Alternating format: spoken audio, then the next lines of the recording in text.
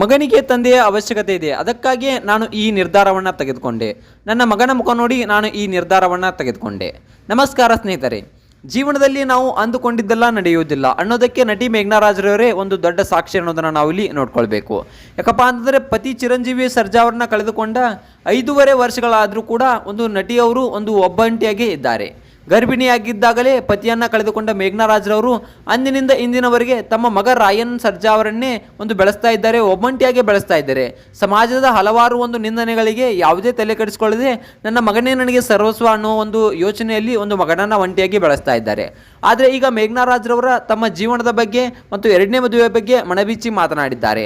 ಆದರೆ ಅವರ ಈ ಒಂದು ನಿರ್ಧಾರದ ಹಿಂದೆ ಒಂದು ಭಾವನಾತ್ಮಕ ಕಾರಣವಿದೆ. ಅದು ಏನು ಅನ್ನೋದನ್ನು ಈ ಒಂದು ವಿಡಿಯೋದಲ್ಲಿ ನಾವು ತಿಳ್ಕೊಂಡು ಬರೋಣ.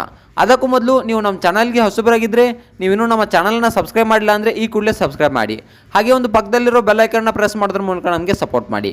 ಹಾಗಿದ್ರೆ ತಡ ಯಾಕೆ ಮಾಡೋದು, ಬನ್ನಿ ಸ್ನೇಹಿತರೆ ವಿಡಿಯೋನ ಸ್ಟಾರ್ಟ್ ಮಾಡೋಣ. ನಟಿ ಮೇಘನಾ ರಾಜ್ ಪತಿ ಚಿರು ಅಗಲಿಕೆದ ನಂತರ ಒಂದು ಮಗ ರಾಯನ್ಗೆ ಅಪ್ಪ ಅಮ್ಮ ಇಬ್ಬರು ಕೂಡ ಒಂದು ಮೇಘನಾ ರಾಜ್ರವರೇ ಆಗಿದ್ದಾರೆ. ಪ್ರೀತಿಯನ್ನು ಹಂಚ್ಕೊಳ್ತಾ ಇದ್ದಾರೆ. ಸಂಸಾರ ಮತ್ತು ವೃತ್ತಿ ಜೀವನ ಎರಡನ್ನೂ ಸಮತೋಲನದಿಂದ ನಿಭಾಯಿಸ್ತಾ ಇದ್ದಾರೆ.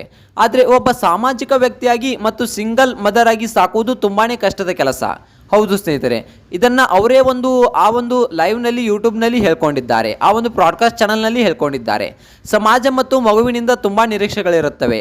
ಅದರಲ್ಲೂ ರಾಯನ್ ಗಂಡು ಮಗುವಾಗಿರೋದ್ರಿಂದ ಮನೆಯಲ್ಲಿ ಗಂಡಸರ ಅವಶ್ಯಕತೆ ಇದೆ ಅನ್ನುವುದು ಅವರ ಅನಿಸಲು ಪ್ರಾರಂಭವಾಗಿದೆ ಅಂತೆ, ಅವರ ಅನಿಸಿಕೆಯಾಗಿದೆ ಅಂತೆ. ಆರಂಭದಲ್ಲಿ ಮೇಘನಾ ರಾಜ್ರವರು ತಾನೇ ಮಗನಿಗೆ ಅಪ್ಪನೂ ಹೌದು ಅಮ್ಮನೂ ಹೌದು ಎಂದು ಭಾವಿಸಿದ್ದರು.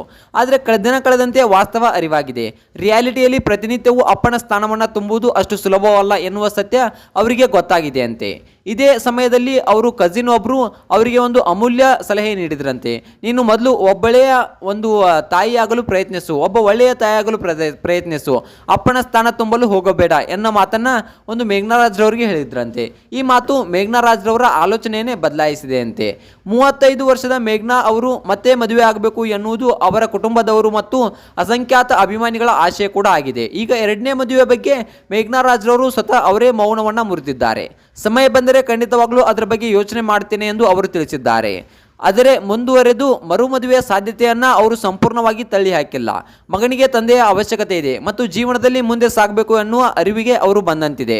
ಇನ್ನು ನೋಡಬೇಕಪ್ಪ ಅಂತಂದರೆ ಮೇಘನಾ ರಾಜ್ರವರ ಈ ಪ್ರಾಮಾಣಿಕ ಮಾತುಗಳು ಈಗ ಸೋಷಿಯಲ್ ಮೀಡಿಯಾದಲ್ಲಿ ತುಂಬ ಅಂದರೆ ತುಂಬಾ ಸಖತ್ ವೈರಲ್ ಆಗ್ತಾ ಇವೆ. ಅಭಿಮಾನಿಗಳಲ್ಲೂ ಕೂಡ ಅವರ ನಿರ್ಧಾರಕ್ಕೆ ಒಂದು ಬೆಂಬಲವನ್ನು ಸೂಚಿಸ್ತಾ ಇದ್ದಾರೆ. ಇನ್ನು ಮೇಘನಾ ಅವರಿಗೆ ಅವರ ಪುಟ್ಟ ಮಗನಾದಂತಹ ರಾಯನ್ಗೆ ಸುಂದರ ಭವಿಷ್ಯ ಸಿಗಲಿ ಅಂತ ಹಾರೈಕೆ ಒಂದು ಅಭಿಮಾನಿಗಳಿಂದ ಸಿಗ್ತಾ ಇವೆ.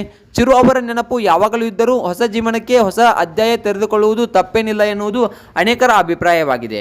ಸೊ ಇನ್ನು ಮೇಘನಾ ರಾಜ್ರವರ 2ನೇ ಮದುವೆ ಬಗ್ಗೆ ನಿಮ್ಗೆ ಏನು ಅನಿಸುತ್ತೆ? ಅವರು 2ನೇ ಮದುವೆಯಲ್ಲಿ ಒಂದು ತೆಗೆದುಕೊಂಡಿರೋದು ನಿರ್ಧಾರ ಸರಿನಾ ತಪ್ಪಾ, ಅಥವಾ ಅವರು 2ನೇ ಮದುವೆಯನ್ನು ಆಗಬಾರ್ದಾ? ಇದ್ರ ಬಗ್ಗೆ ನಿಮ್ಗೆ ಏನು ಅನಿಸುತ್ತೆ ಅನ್ನೋದನ್ನ ಕಮೆಂಟ್ ಮಾಡಿ.